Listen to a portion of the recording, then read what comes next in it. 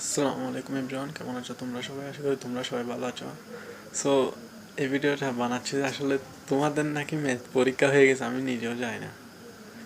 তোমাদের না হলে আমি ম্যাথে কীভাবে ভালো রেজাল্ট করতে হয় ওইটা নিয়ে একটা ভিডিও বানার চিন্তাধারা ছিল, কিন্তু পারিনি। এখানে ভাই প্রচুর পড়ালেখা করতে হচ্ছে। মানে এই মাত্র 2 থেকে 3 দিন হচ্ছে আমাদের ফার্স্ট সেমিস্টারের রেজাল্ট দিছিল।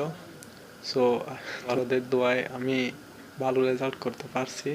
এটা অনেক তোমরা দেখতে পাচ্ছ আমার মুখের অবস্থা কীরকম হয়ে গেছে। আমি পড়ালেখা মানে এমনভাবে পড়তেছি আমার হাল বেহাল হয়ে গেছে। তোমরা বোর্ড পরীক্ষা যেরকম দিচ্ছ আমিও ডাইরেক্ট সেম বোর্ড পরীক্ষা দিচ্ছি।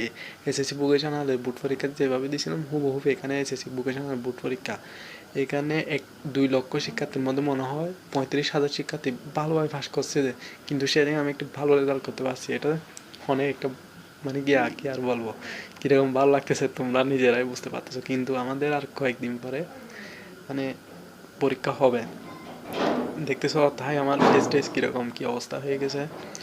সো আমি তোমাদের ম্যাথে তোমরা আমাকে একটা কথা বলো, তোমরা তো ম্যাথ পরীক্ষা দিয়ে ফেলছো আমি জানি না, না হলে কীভাবে ম্যাথে ভালো রেজাল্ট করতে হবে এটা নিয়ে একটা ভিডিও বানানোর আমার একটা চিন্তাধারা ছিল। তোমরা শুধু ভাই এক একটা কথা বলো যে তোমাদের ম্যাথ পরীক্ষাটা কীরকম হয়েছে। আমার সাজেশন থেকে কি কমন পেয়েছো 100%?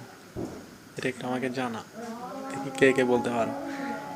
এটা ভাই তোমাদের ম্যাথ পরীক্ষার প্রশ্ন এবং আমাদের ম্যাথ পরীক্ষার প্রশ্ন হুবহু সেম।